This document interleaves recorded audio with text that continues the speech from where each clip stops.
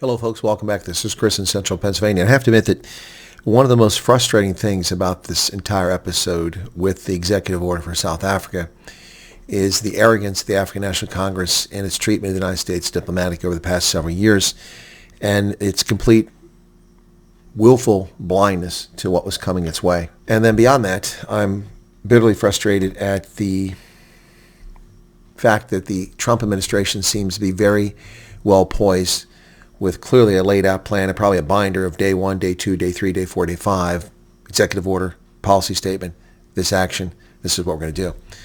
But when it came to this executive order, there was no plan in place, or they've refused to share that plan. And what has happened now is that, understandably, a lot of pent-up frustration, a lot of pent-up interest, and people are very anxious. And as a consequence of the vacuum and dearth of information coming from the United States government, hucksters, shysters, flim-flam artists, con artists, fake stream media, legacy media, corrupt politicians in South Africa and America, and content creators and social media blabbermouths all over the world are misleading the world and South Africa. Number one, the U.S. demanded nothing of South Africa. The U.S. instituted no punitive measures against South Africa. We simply are stopping providing handouts beginning the next fiscal year. The money coming now is still there. It never disappeared, despite the lies spread by NGOs in South Africa. And the second problem I have with this is that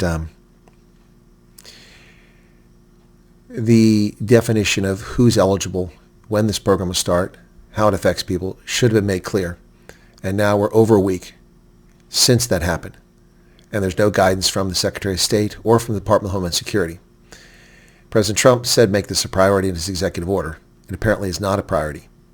This is causing undue foreign policy issues. This is causing stress and anxiety for people who've been told that something's out there, and they may not even be eligible for it, or more people may be eligible for it. And it's very frustrating because a lot of people that have no understanding of foreign policy or our federal law are running around running their mouths, and it's harming America's interest, and I'm very disappointed. It's about time that instead of relying on virtually no one to tell the world what's going on, the United States government step up to the plate and fulfill its responsibility. Our government announced this program. Our government owes it to the people it would affect, the information of the program. And yes, in normal circumstances, it would be unreasonable to ask for a week after a policy is announced that the policy be formulated and published. But in this case, it's very obvious such a program will cause all sorts of issues. So, I call on my government to issue its policy on this program you figured out. Cheers.